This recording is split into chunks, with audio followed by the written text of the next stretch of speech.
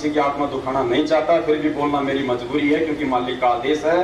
परमात्मा के आने से पहले पहले पुण्यात्माओं ये नकली सोने चांदी के गहने त्याग दो। अरे ये कचकड़े के, ये प्लास्टिक के चूड़ियां ये क्यों पहनते हो फालतू में? ये किसको अच्छी लग रही हैं? हमें तो अच्छी नहीं लगती यहाँ पे, तो फिर किसको दिखाने के लिए? किसको? ना तो हमारे भगवान को अच्छे लगते हैं, ना हम भाई बहनों को अच्छे लगते हैं। क्यों पहनते हो? कौन से दिन छोड़ोगे? परमात्मा यहां से छोड़ छाड़ के निकल जाएगा, जब उतारोगे किसको? 500 गहने दे रखे परमात्मा ने, लेकिन ये 5 गहने परमात्मा उस समय पहनाएगा जब ये नकली गहने उतारोगे। इससे पहले नहीं पहन पाओगे इन गहनों को। और जिसने ये गहने नहीं पहने वो 84 लाख योनियों का अधिकारी है, सतलोक प्राप्ति का अधिकारी नहीं है। कान खोल के सुन लेना ये बातें, बाद में रहोगे। आज भगवान की कोई नहीं मान रहा। जब जब ये परमात्मा आता है या अपने किसी संदेशवाहक को भेजता है, वो ऐसे चिल्लाते हैं, उस समय लोग उनका मजाक उड़ाते हैं, आगे चल के फिर वो रोते हैं। समय है, अगर साथ संगति में आना चाहते हो, अगर नेक साथ बनना चाहते हो, इन चीजों को त्यागना पड़ेगा, वरना लोग तुम्हें अच्छी दृष्टि से नहीं देखेंगे।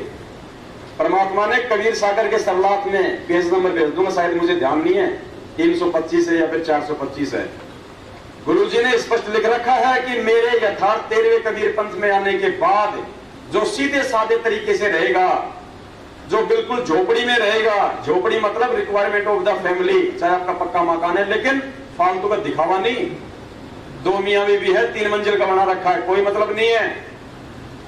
जो बिल्कुल सिंपल बन के रहेगा, अधीन बन के रहेगा, उसकी लोग आने वाले समय में इज्जत किया करेंगे।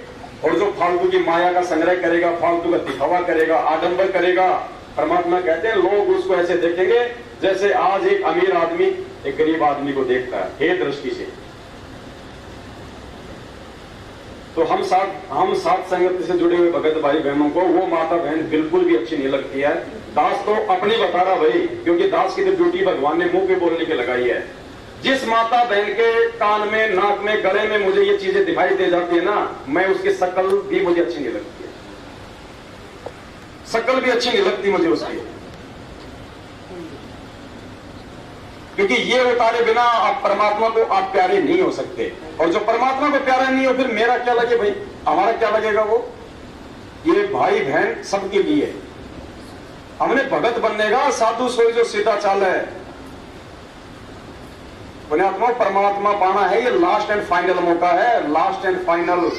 परमात्मा कहते हैं युग युगांतरों के बाद ऐसा मौका मिलता है, इसीलिए भगवान कहते हैं यो सौदा फिर नाही रे संतो, यो सौदा फिर नाही।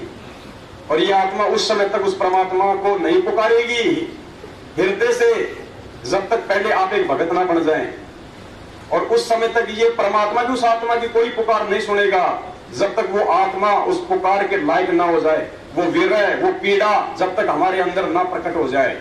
और जब विरह और पीड़ा प्रकट हो जाएगी तो मिट्टी लगेगी मेरा भाई की तरह, ये सोने चांदी, ये नकली, ये गहने गाठी, ये चूड़े चामटी। फिर क्या हमारे में क्या अंतर है?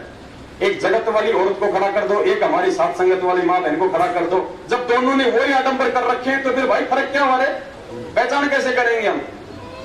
कैसे पता करोगे ये संत रामपाल जी की भगतनी है, ये उनकी शिष्या है? कैसे पहचान करोगे? बता दीजिए। भगत को और अंदर से बाहर से एक जैसा होना चाहिए। परमात्मा कहते हैं वो पतिव्रता औरत होती है जिसके पति को ये चीजें पसंद नहीं, फिर भी वो पहनती है। फिर वो किसको दिखाने के लिए? अभी एक सत्संग सुनाऊंगा परमात्मा का। गुरुजी ने आत्मा को सीधी चोट ना लगे, थोड़ी सी बात को परमात्मा ने घुमा के बोल दिया कि पुण्यात्माओं, ये नेल पालिश, ये फालतू का दिखावा, आडंबर, ये हार श्रृंगार, गुरुजी कहते हैं पहले वो कोठों पे बैठने वाली वेश्या करती थी गैर पुरुषों को रिझाने के लिए। ये संकेत किया परमात्मा ने कि मेरी संगत में जुड़ने के बाद भी यदि कोई माँ बहन या भाई ऐसा काम करता है, उसी श्रेणी में है। शब्द सैन सतगुरु की पहचान है, वो पाव है अटल सुहाग है। परमात्मा सीधी नहीं कहेगा। ऐसा नहीं कि हमें गुरुजी जिस दिन फार्मों पे लिख के देंगे उसी दिन हम मानेंगे कि हाँ गुरुजी आज आपने फार्म पे लिख दिया, आज हम ये चीज छोड़ रहे हैं। नहीं,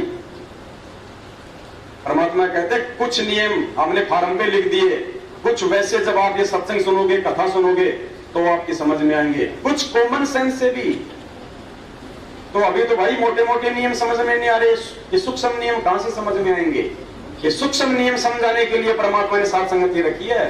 ये लास्ट एंड फाइनली मौका है। दूसरा सतलोक जाने का रास्ता सात संगति के अलावा धरती पे नहीं है, भूल जाना इस बात को।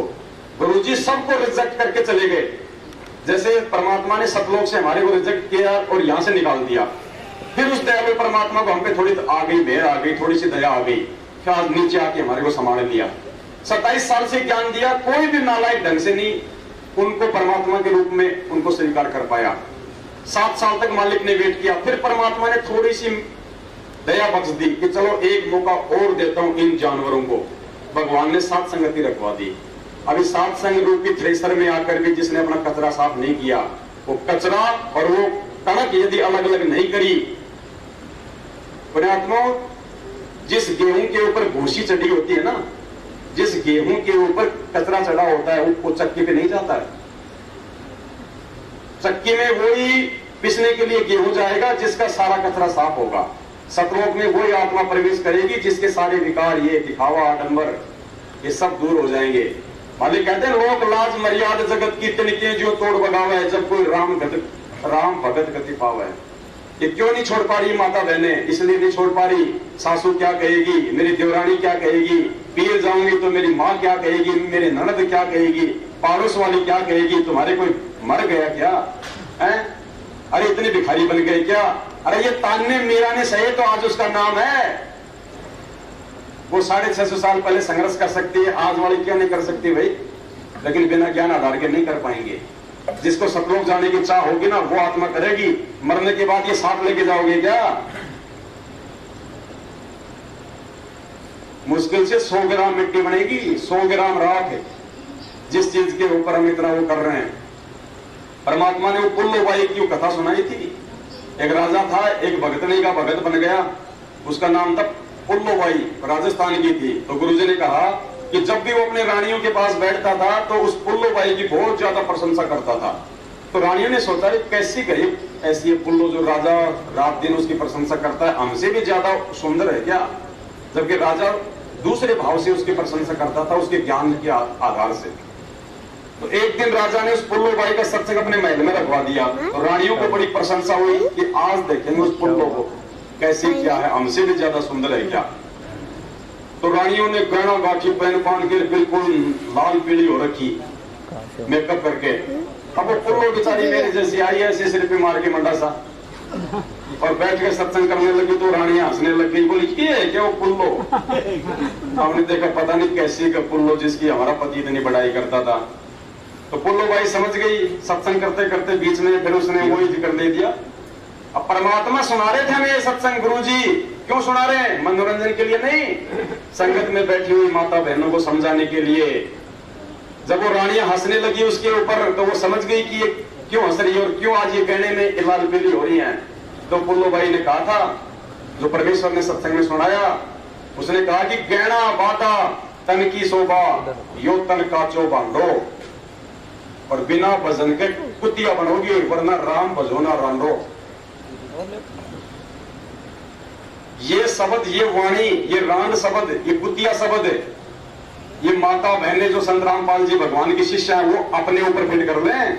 वो गुरुजी ने टाइम पास के लिए नहीं सुनाई थी वो कथाएं हमारे को, वो गुरुजी का प्रत्येक वचन हमारे ऊपर लागू करने के लिए सुनाई परमात्मा ने। गुरुजी कहते हैं तुम नित्य नियम करते हो, ये ट्रेन की तरह खींचने का नहीं है, प्रत्येक वाणी पे विचार करने का है। और जब तक विचार नहीं करोगे, उन वाणियों पे नहीं चलोगे, कोई फायदा नहीं तुम्हारा नित्य नियम करने का। पुण्यात्मा, हमने परमात्मा को रिझाना है, और परमात्मा को शरीर नहीं रिझाएगा।